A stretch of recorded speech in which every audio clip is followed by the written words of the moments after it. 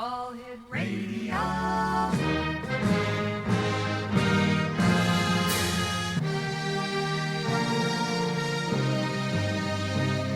Welcome to the X Zone, a place where fact is fiction and fiction is reality.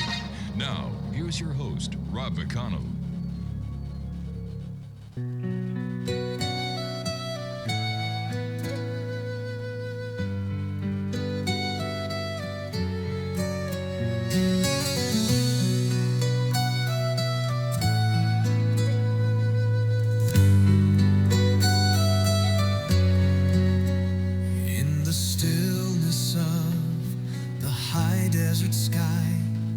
Stars tell stories as the eagles fly. There walks a woman strong and wise, with ancient echoes in her eyes. A healer's voice, a sacred flame, calling all seekers by name. Oh, Gwilda, child of the dawn,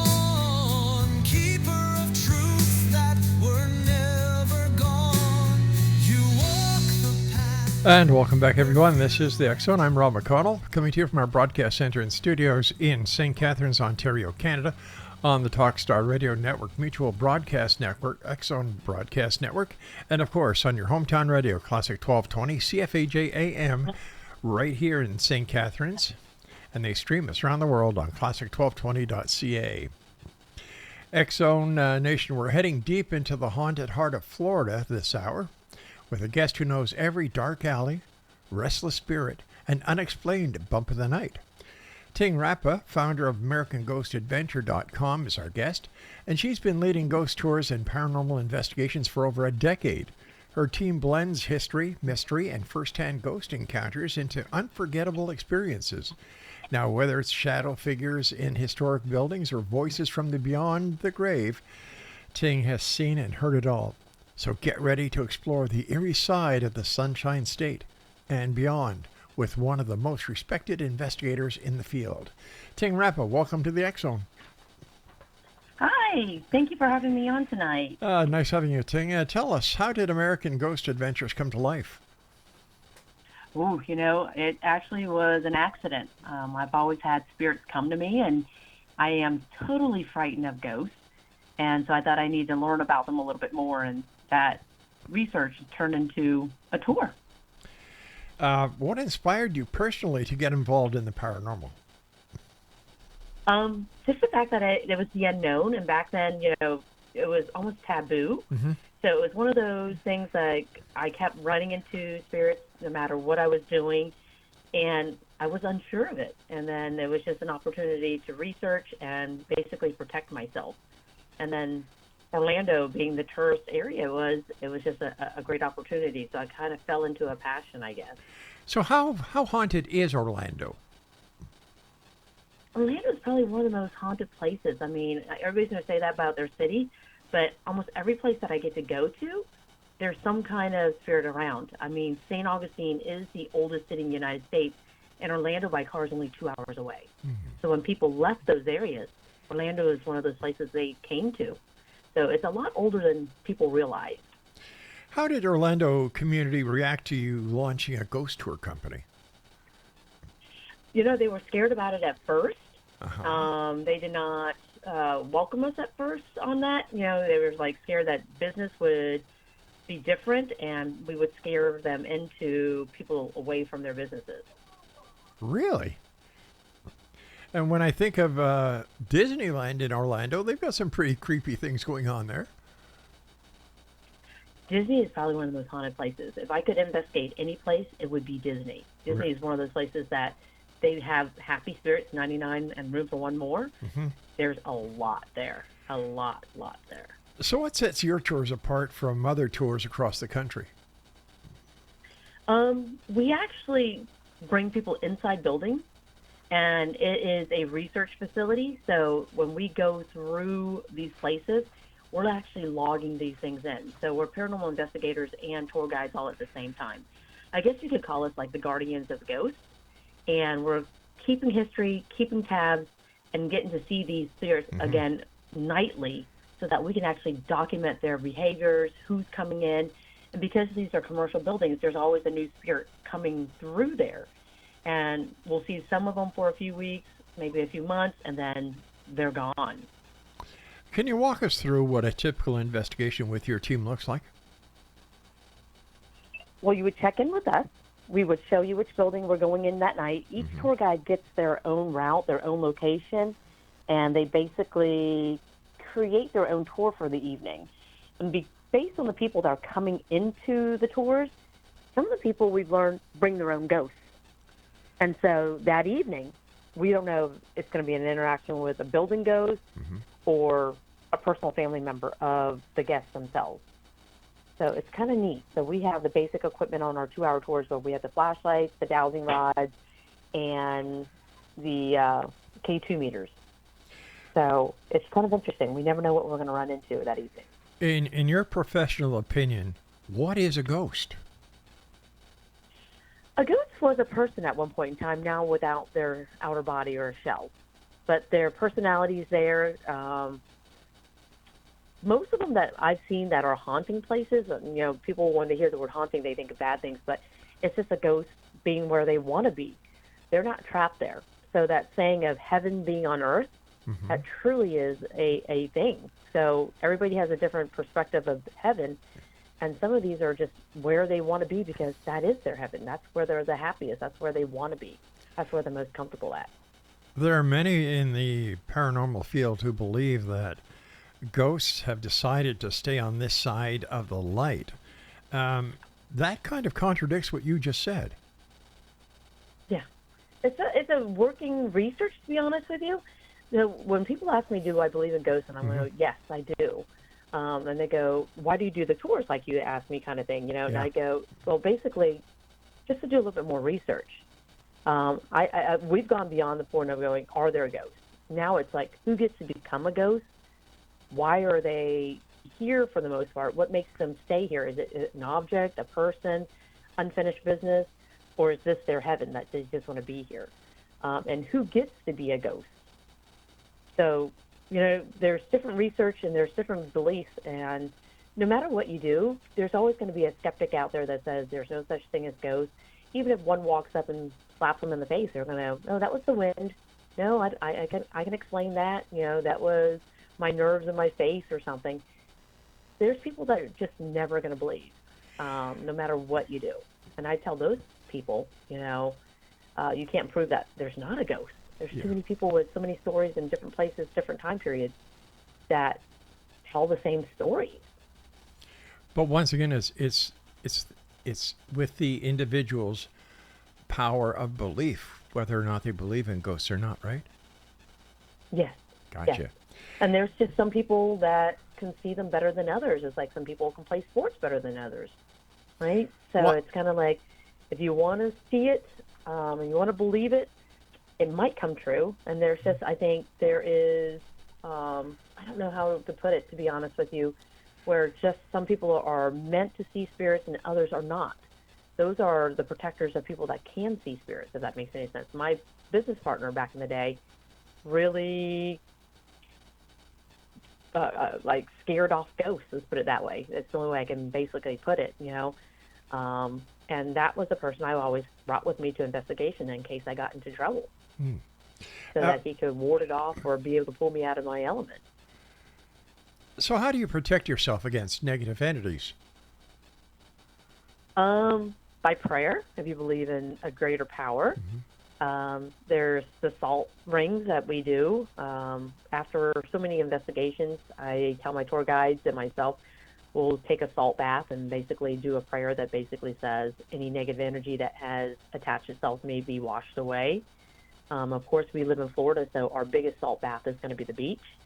And then, mostly just prayer and a white light, and you project yourself out. And that has worked. And salt. So what is the difference between a evil spirit and a ghost? Why does one have a negative connotation while the other decides to be nice and benevolent? So I think it can be religion and your beliefs. So if I tell people, hey, would you like to see a ghost? Some people are deathly afraid. They'll go, no, I don't want to see a ghost. But if I look at that same person and go, can I show you your guardian angel? They're like, yeah, I would love to meet my guardian angel. It's pretty much the same thing, right? Intent, wording. And it's just like you said, stories that people have been told that, hauntings, ghosts are bad, spirits and everything else is enlightenment, angels are wonderful. So it just depends on what area you're grown in or what culture you're coming from and what religion you believe in as the meaning of each of these words. To me, it's all interchangeable to me. Tell me, have you ever experienced something on a tour or during an investigation that has truly frightened you? Yes. So for most part, most spirits scare me until I get to know them. And I always tell people, whether you're alive or dead, if I don't expect you to be there, you're going to frighten me right off the bat. Probably the most scariest experience I've ever had was actually in Gettysburg, when we do an investigation. We call it Highway Haunts, where we go to different cities and we create the itinerary, and then our guests can just show up with us. And we ended up at this orphanage, a little children's orphanage, and everybody around us was oohing and ahhing. They're like, oh, I can feel the kids' spirits. They're happy and everything. I literally watched a girl walk in through the wall, hide in a shelf, and I asked them about it, and they said, yeah, it's just an empty shelf there. And I'm like, what's underneath, though?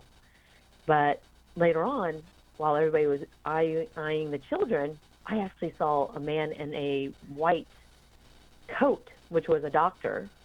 And the lady looked at me. She goes, you see that person right now? And I said, yeah, he's right there. He's actually looking at me and glaring at me right now. And she goes, there's supposedly an evil doctor here that used to torture the kids. And I said, yeah, he's right there. And the room, the energy just got darker, and I felt heavier. And I said, you know what, I don't think I'm very welcome here. I'm going to go back upstairs, because we were in the basement at that point in time. Got upstairs, and I still didn't feel right. I walked outside to break the barrier, went into another museum area where we were investigating. To make a long story short, we were split up where I was at the top of the building on the second floor, and the other people were on the first floor investigating. And one of my investigators, who is a homicide detective, walked up to me and said, hey, Ting, you need to come downstairs. Just his tone of voice, the way he said it, I knew there was some kind of urgency. And I go, is everybody okay? And he goes, yeah, but we want you to come down here. We got something to show you. And they had an obelisk and a speaker box running at the same time. And everybody's staring at me as I walked into the room. And I'm like, what's going on? And they're like, they're calling for you. All right, Ting, we're going to have a bit of a cliffhanger here, because I have to take a break here. Exonation, our guest this hour is Ting RAPPA, and her website is AmericanGhostAdventure.com. This is the X Zone. I'm Rob McConnell. We'll be back on the other side of this break as we continue from our broadcast center and studios in St. Catharines, Ontario, Canada. Don't go away. Stars tell stories as the eagles fly. There walks a woman strong and wise, with ancient echoes in her eyes. A healer's voice, a sacred flame, calling all seekers by name. Oh, Gwilda, child of the dawn, keeper of truths that were never gone. You walk the path.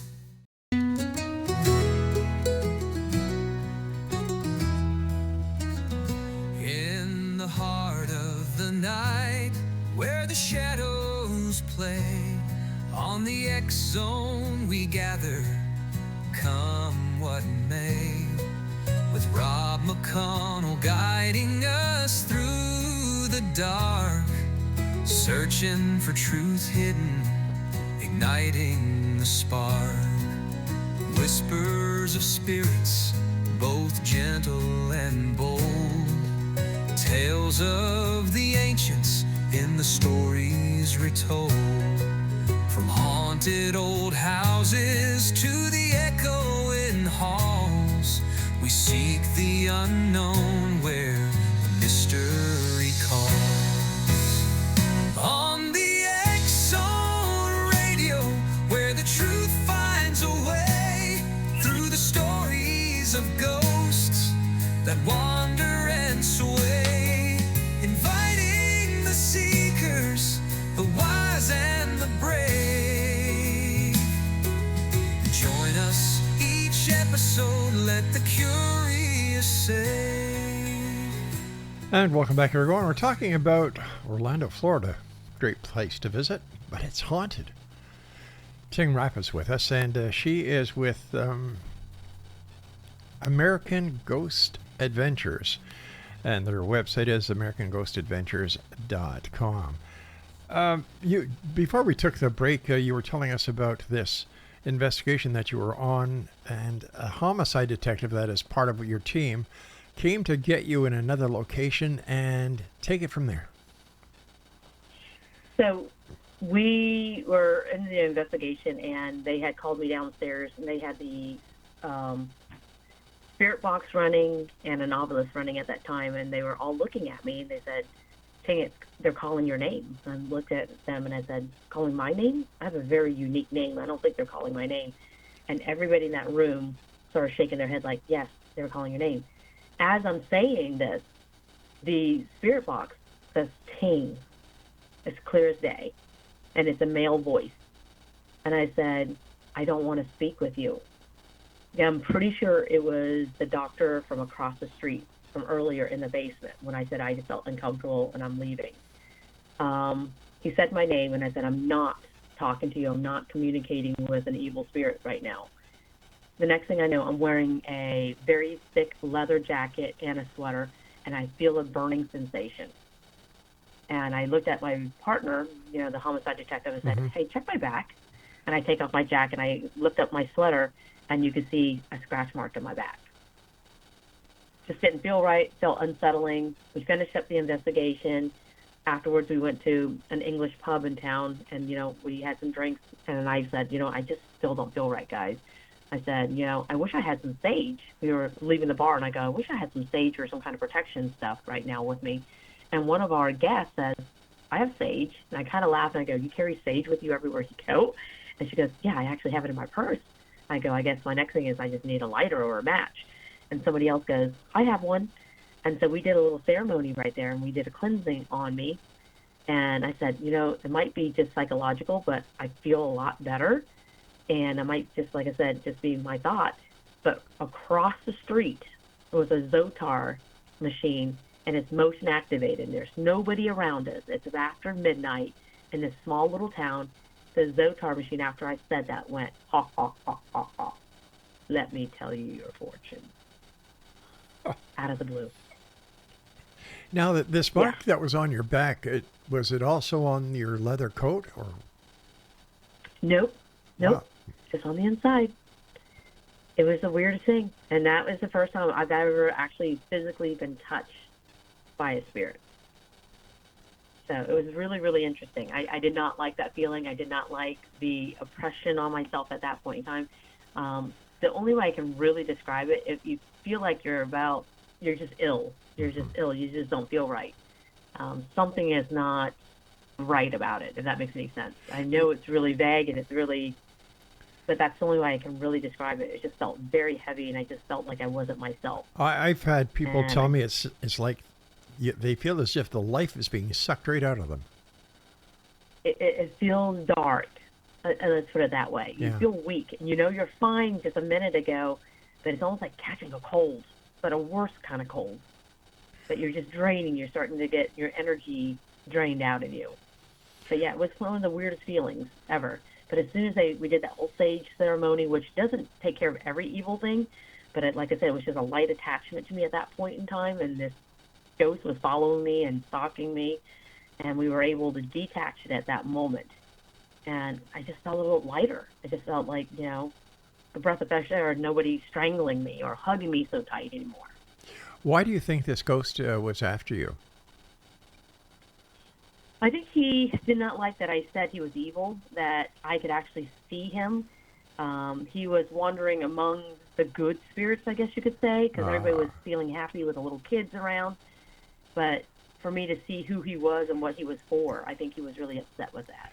Speaking And I about painted him into a dark light. Speaking about little kids, once again, everyone here at the X-Zone and Relmar McConnell Media and all our affiliates and all our networks, we send our thoughts and our prayers and love down to the people in Texas who lost so much, and there's so much pain, so much sorrow because of the tragic flood of the Guadalupe River, and the number of people that have lost so much, and so much pain and so much sorrow. So to everyone down there, we love you. We're sending you love. We're sending you light. We're sending you our prayers. And I don't know what else we can do. And speaking about that, you were talking about the children. What will happen in the case of what happened in Kilo County with the Mystic Camp? You've got all these children who passed. What happens to their little souls? That's just it. Like I said, that's the one question I don't know the answer to. Who gets to come back to be a ghost? You know, I have my theories where people that have almost like AFib or energy that wear watches and electronics and they surge those, I'm almost going to say those people can come back, if that makes any sense. So who gets to and who gets, that's our biggest question nowadays is who gets to come back as a ghost. Are there any locations you refuse to revisit because of how intense the energy was? Waverly Hills is one of them. I was there. I was one of the first people to step foot at Waverly Hills in Kentucky before they opened officially. And I had got an invitation to go up there, and this is before I actually knew that I could actually communicate with ghosts and see ghosts and all that stuff. We had driven up there with the new owners. Kim had just bought the property, and she was looking for ways to advertise and promote the place. And they were giving me a tour of the place, and as soon as I stepped on that ground, it felt horrible, absolutely horrible. And I could hear people coughing. They didn't tell me what the location was, if that makes any sense. They just kind of gave me an address to meet them at. I had no idea of the history of the place or anything, but I kept hearing people coughing. And there was one building that I just did not like at all, and I said, there's something bad down there. There's lots of people screaming at me right now. I couldn't even go inside the building. When I touched one of the doorknobs to start going into the building, I said, nope. And they're like, what's wrong? I go, they don't want us here. I go, there's so many of them. They're all coming out. It's almost like a zombie apocalypse kind of thing. And I never could step foot on that property. I mean, they've been in business now for over 20-something years. You know what I mean? And that's probably one of the most haunted places and stuff like that. But it was just overwhelming for me. Why would that place be so haunted compared to other institutions and hospitals throughout the United States and Canada, or these locations were, I would imagine, have had the same number of atrocities or illness or death, and yet people, paranormal investigators, seem to gravitate to locations like the Waverly? I think when I went there, it's because nobody had really gone there yet. Okay. Does that make sense? It had been shut down for a while. They bought the property, and nobody had gone visiting at that point. This is, like I said, early 2000s when ghost hunting was just starting. I mean, it was so much easier back then. But a lot of people had the stigma that, ghost hunters are crazy and ghosts don't exist and that you're Satanist worshipers and all this kind of stuff. And so this property, when they're starting to open it up, had no visitors just yet. It had been shut down for quite a while. So these ghosts that were there were almost attention-seeking at that point. They're like, oh, it's somebody that can see us, somebody that can communicate with us. Hey, I'm right here. I think that's why it overwhelmed me, because I did not know the history of the place. I did not know that I had the ability. I was just getting into the field at that point in time. So I think it was just overwhelming for me. And it was, at that point, because I had no idea what to compare it to at that time. Can ghosts communicate with each other? Certain ones can. We've done so much field study in the 21 years, I can tell you that some spirits don't see each other. It's fascinating. We've done different experiments and everything else where I now know that certain spirits can see color. And they, of course, they can speak English and they speak different languages. When I go up to the fort in St. Augustine, if I switch over and have an interpreter speak in Spanish, I get much more activity than I do when I speak English. But I'm sure they can adapt also because they've been there for hundreds of years. You see what I'm saying? They've learned the language, but their preferred language is going to be Spanish. We just get better activity when we do that. So, yeah, I mean, there's so many variables. We've asked in a room, can you see each other? How many spirits are in the room? And we'll get multiple answers, multiple devices going off, multiple stories, and we know there's multiple spirits in there, but sometimes they can't see each other. Just for our listeners who may not be tuned into the history of the Waverly, can you explain to them what the Waverly was?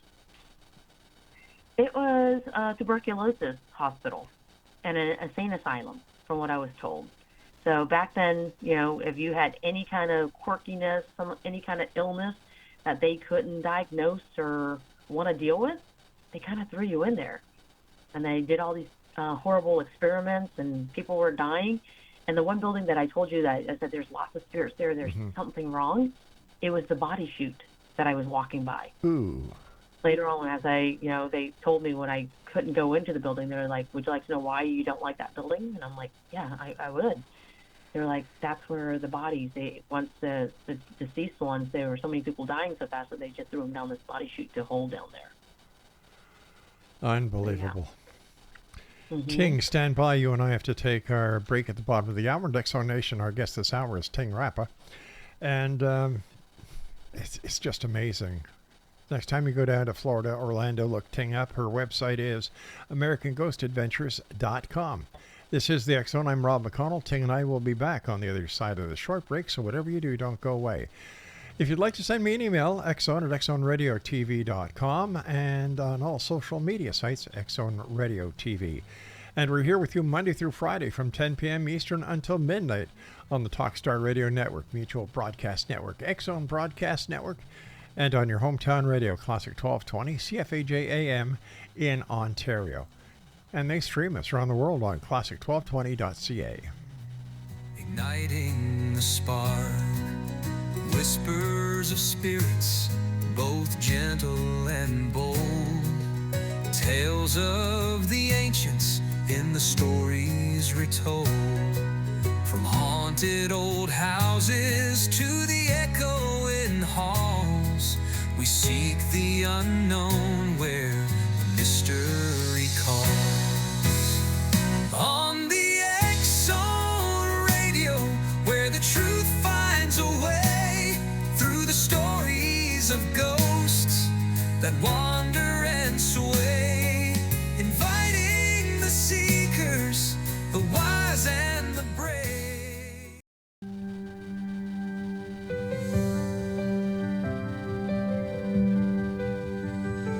In a world where shadows whisper truth, Larry Lawson's on the quest, searching for proof. From the badge to the beyond, he made his stand. With a heart full of courage and a flashlight in hand. With every step he takes through the haunted night, unlocking unseen doors, shining the light. Former detective in search of the real, bringing stories to life that we all can feel.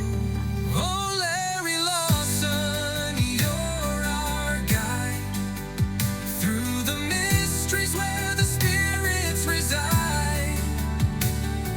With paranormal stakeout shining bright, you're the voice of the lost in the still of the night. Indian River secrets, they call out his name. With passion and purpose, he plays his game. Haunted locations, he walks through the fear. Every echo a story, every whisper we hear. He's got that determination, a fire. And welcome back, everyone. Ting RAPPA is our special guest, AmericanGhostAdventures.com. And Ting, in What location on your tour has the highest volume of consistent paranormal activity? It's probably where our office is located, and we call it the AGA building. It's an old hotel slash general store at one point in time, and that one is pretty fascinating. It's I call it the test area for our tour guides. If they can make it through that building by themselves at nighttime, they're good to go. So it's kind of interesting there. Why would these hauntings only occur at night? Oh, they don't. We're just there at nighttime for the ambiance. So most people do ghost tours at nighttime because it's quieter, it's darker, it's eerier. But ghosts are, dead people. They don't tell time anymore, so they don't care. So we have cameras that are up there sometimes at, 5 o'clock in the morning. They're triggering my cameras to go off. I can see them at noon. And every once in a while we'll do daytime tours by request because we do custom tours. And sometimes my daytime tours are more active than my nighttime tours. It's just that, again, people choose nighttime for the ambiance and just for the quietness of it. I mean, there's not the hustle and bustle of downtown at nighttime, if that makes any sense. It does. So I guess what I'm thinking of is that by doing it at night, number one, not many new people work at night, and number two, it adds to the flair of the tour itself. Correct. And so, because it's quieter, there's less people in the building and stuff like that, you're more apt to see if a door closes. You're not going to think somebody else is doing it, if that makes any sense. There's nobody down that hallway. We're the only people in there. So if something happens, a noise happens in there, we can't go, oh, it must be one of the offices down the hallway or anything like that, or the restaurant downstairs and stuff like that. But, yeah, during the daytime, you can miss things because there's people walking in front of you, around you, opening doors, and, just daily business going on. Besides people, are there animal ghosts as well? We've met cats and dogs. I mean, at my house, I have a dog that's passed away, and I can hear the tip-tapping of her walking down the hallway sometimes. And my husband, who is a non-believer, has had the occurrence, and he goes, I hear footsteps. Who is that? Kind of thing. You know what I mean? I mean, 2 years ago, he finally had his first experience with the paranormal, and it was with an animal. It was with our deceased dog. He watched the bed that was perfectly made and watched an indentation of where my dog used to sleep. Form. Unreal. What has been the oldest ghost you have seen? What era? Ooh. I would say for me it was the 1930s, 1940s that has physically shown himself to me, if that makes any sense. Do ghosts have shelf lives? I want to say no. I think they wander wherever they want to go. Like I said, we have commercial buildings, so we don't deal with the same ghosts over and over. We have what we call resident spirits that are more apt to be seen by several of us, and then they'll cycle through, if that makes any sense. Some of them will be there only for a couple weeks, a month, maybe a year, and then we get a whole different ghost altogether. Why hasn't anyone ever reported seeing a ghost of a caveman? That's a good question. It's the same thing. I haven't seen a naked ghost either. So it's almost like, maybe that's the way they project themselves, or that is one of the good questions that I cannot answer. That people have asked me, have I ever seen a naked ghost? I'm like, I have not. So I've seen a 70-year-old lady die, but she came back as a 7-year-old. So I think it might be the image that they project themselves also. What are some of the strangest things guests have reported on your tours?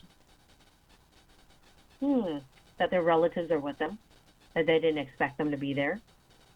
I think that's the biggest thing. I don't advertise that we can communicate with your loved ones or anything like that, but over the 21 years, that has been the most fascinating thing. I think most people will go, I did not expect my grandmother to be here, or, my loved one to be here with me and actually talking to me right now. Has anyone ever fainted, fled, or had an intense emotional reaction to a ghost?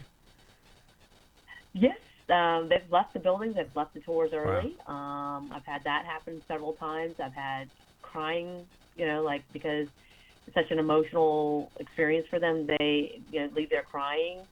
Yeah, I mean, we've had all the emotions. I've had people get angry sometimes, like, how dare you say that's my grandmother? And we're like, we're not.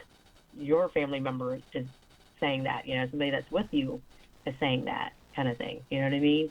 But with questioning, we don't just say this is so and so. We do a series of questions on our investigations where we'll go, hey, who do you think this is? Do you think this is grandmother? Do you know your grandmother's favorite color? Yes. Give me 4 colors. Name 4 random colors and making one of them her favorite color.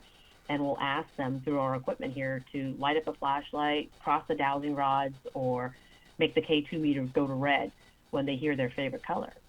And when they're answering these questions, where I don't know the answer, and it's coming through these equipment, it's pretty fascinating. It's pretty incredible.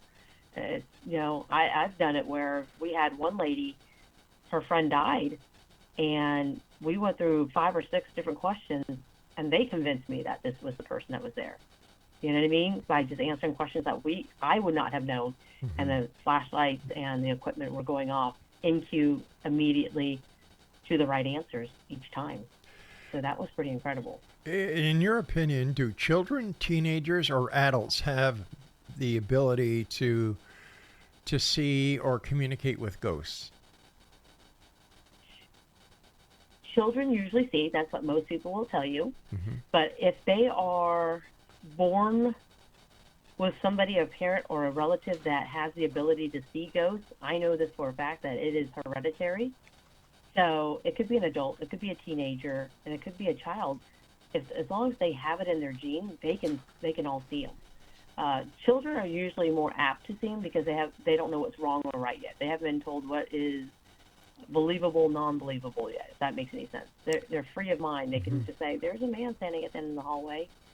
Teenagers have a little bit of harder time because they don't know how to process it. They don't want to look silly. They don't want to embarrass themselves. And of course, some adults, just, again, don't want to be embarrassed. So they'll hold it in.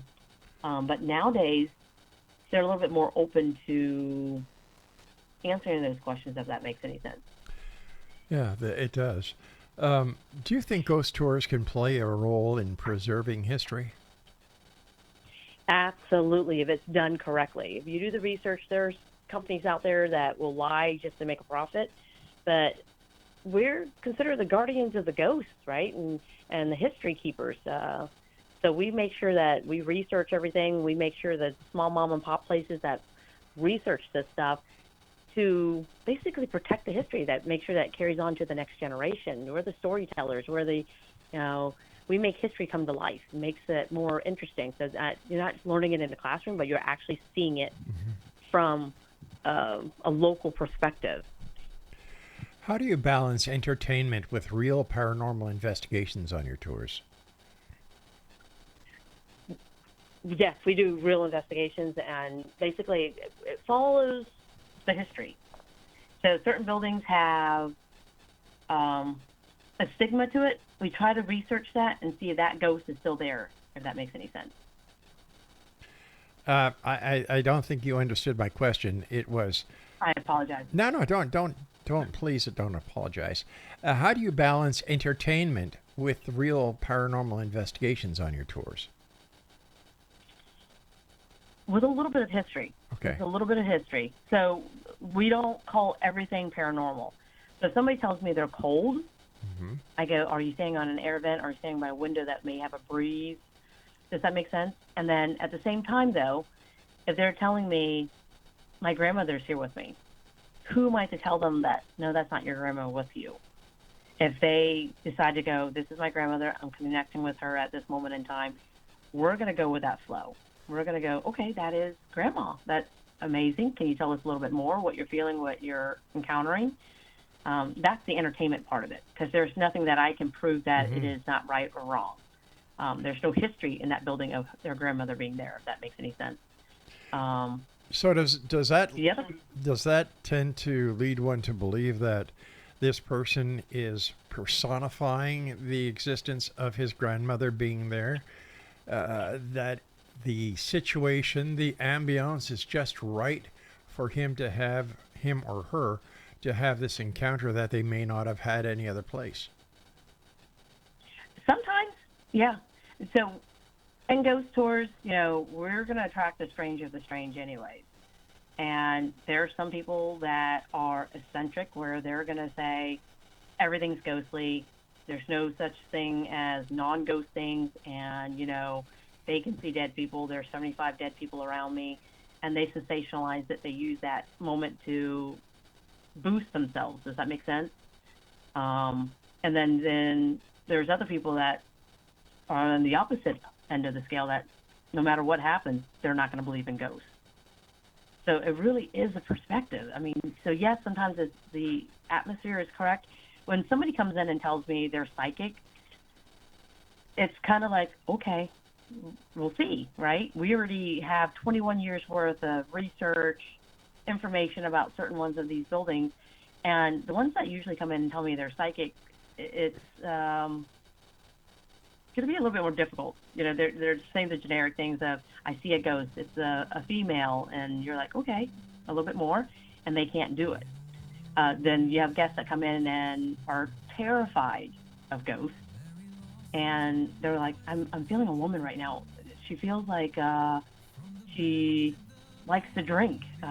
So she walks in that building right down there at the end Ting, of the room. we're going to have to And they're have a bit describing of, the exact spot. Ting, we're going to have to take a break here. It's our final break. Index Zone Nation. Ting Rapp is our guest, and the website is AmericanGhostAdventures.com. That's right, isn't it, Ting?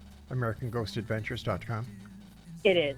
It is. Ting and I will be back as we wrap up this hour and tonight's show after this break. We all can feel. Oh, Larry Lawson, you're our guide through the mysteries where the spirits reside.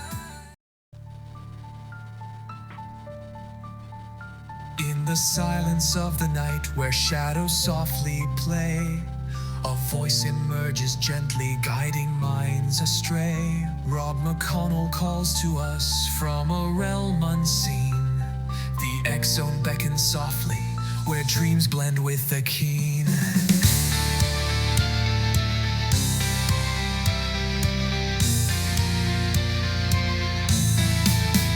In the whispers of the cosmos, where the truth collides with lies, he crafts a tapestry of stories beneath an endless sky. And over 35 years of tales that twist and turn, each word a flicker sparking fires, igniting hearts that yearn. Dare to believe he softly pleads in this place divine, where fact is just a mirror and reality unwinds. In the X-Zone, oh, we dare to dream through ethereal echoes, unraveling the scene. Rob McConnell's voice guides us in the night so clear, a voyager to the unknown where every soul can hear. And welcome back, everyone. First of all, Ting, I want to thank you so much for joining us tonight. A great pleasure talking to you, and please don't be a stranger. We were talking about, the mom and dad paranormal investigation groups that are out there. How do you feel about the paranormal tourism industry that is popping up? And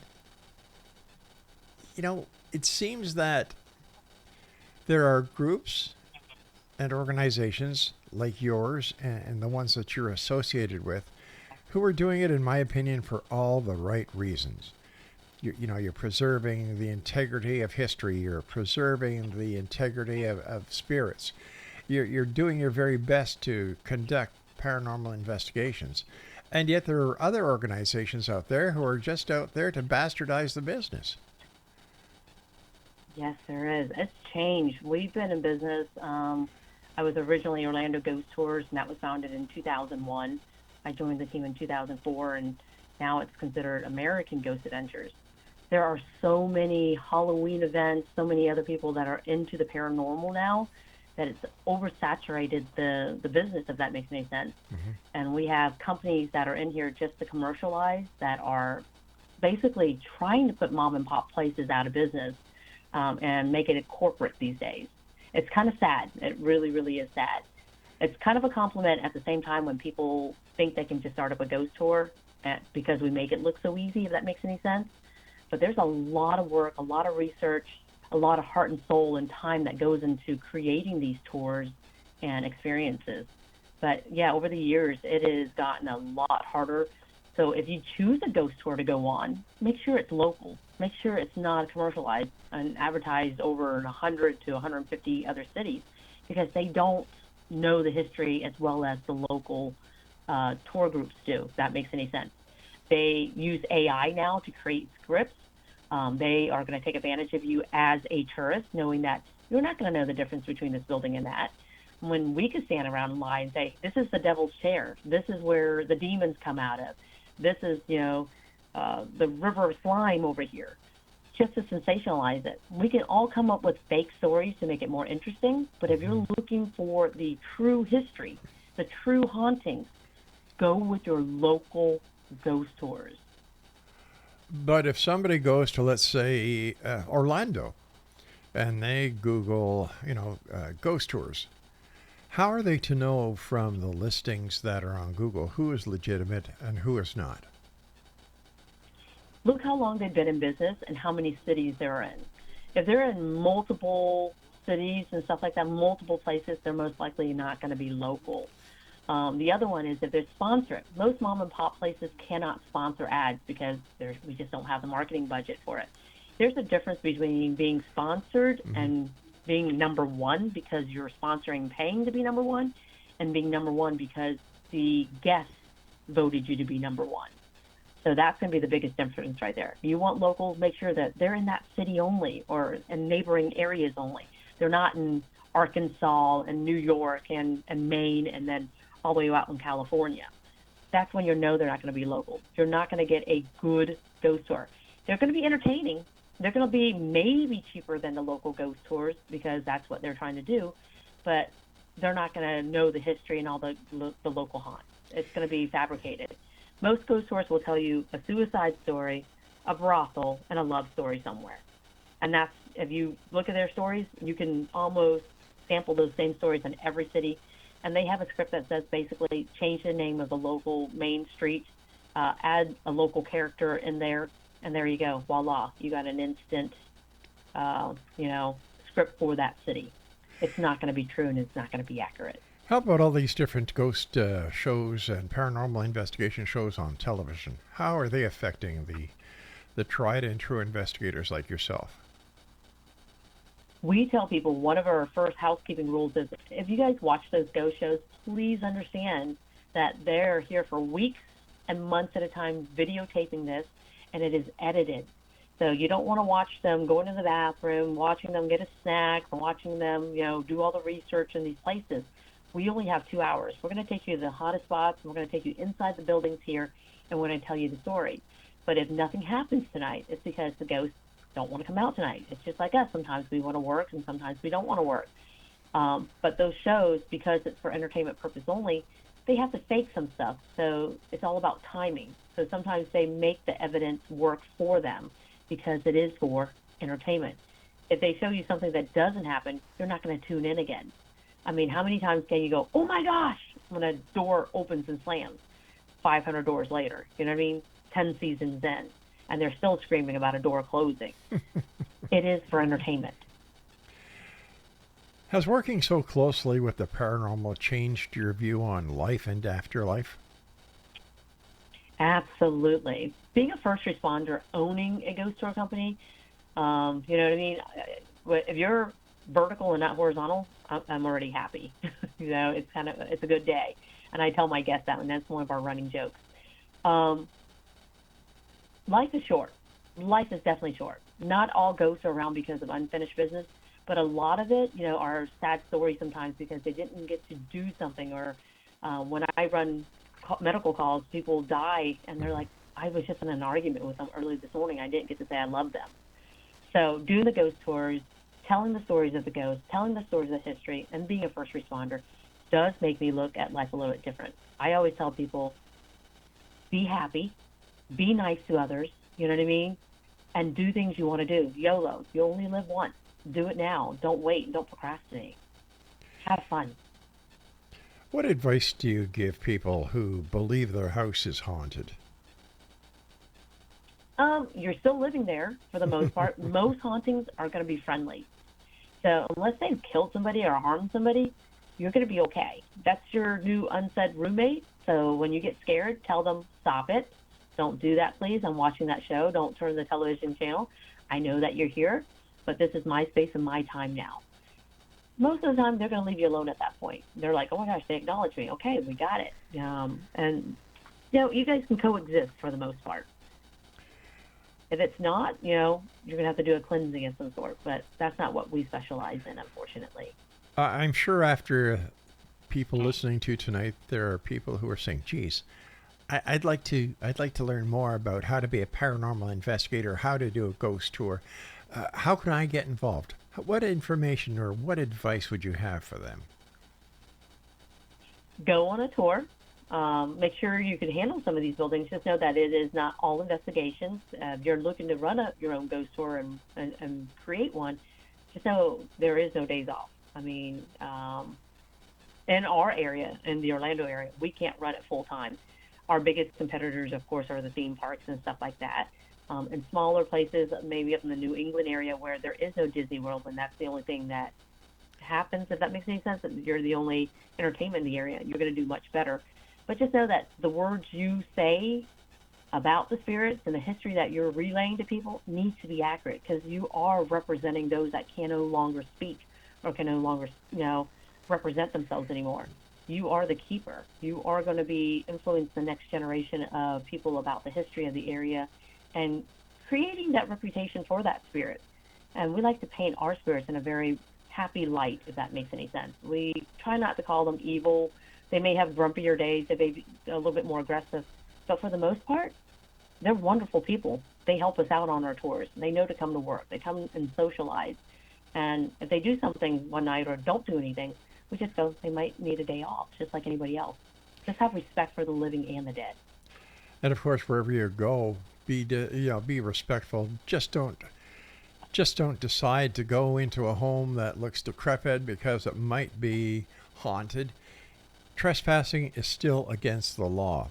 Plus, if you hurt yourself while you're on one of these investigations and you haven't got the permission from the owner to be there, there are consequences for that as well. Ting, before we go, how long does your ghost tour last? We have anywhere from a 2-hour to a 4-hour, and sometimes we have overnight. So we do customize tours as the biggest things that we're known for. If there's a tour you're looking for, give me a call, and we can customize it, and we'll make it happen for you. We'd love to have people on our tour and show you our friendly spirit. And finally, you've got about a minute. What message would you like to leave with our listening audience tonight? Support local, please. Like I said, make sure you help these small companies continue to exist and keep history alive. Be nice to people. You never know where they're at in life. And like I said, YOLO. You only live once. Go out there and do it. Don't say you're going to do it tomorrow when you can do it today. Have fun and be kind to people. And if there's anybody listening to us tonight in the Orlando area who'd like to not only connect with you because of their interest in going on a ghost tour, but maybe getting a lesson or two from you or your group, how can they contact you? You can give us a call at 407-256-6225 or visit us on our website at AmericanGhostAdventures.com. And we're also on social media. We're on Instagram, Facebook, Twitter, and TikTok. So we're on all those. And I think Twitter is now called X. So I apologize for getting that name wrong. But we're all on the social media. Just look up American Ghost Adventures under Google, and you'll find us there also. Hey, Ting, a big thank you to you for taking us on this spine-tingly journey through your haunted history and Orlando, as well as some of the cases that you've been on. And Exo Nation, if you'd like to find out more about Ting and the work that she does, AmericanGhostAdventures.com. You can book a tour, explore the unknown, or learn about the spirits that linger among us. Well, that's it for me tonight. So until the next time we meet, Exo Nation, from everyone here at the X Zone, all our affiliates, our broadcast networks, including Talkstar Radio Network, Mutual Broadcast Network, the X Zone Broadcast Network, and our good friends at your hometown radio, Classic 1220, CFAJ here in St. Catharines, streaming us on classic1220.ca. Always take care of yourself, and always remember to keep your eyes to the sky and your heart to the light. So until tomorrow night, I'm Rob McConnell. Good night now.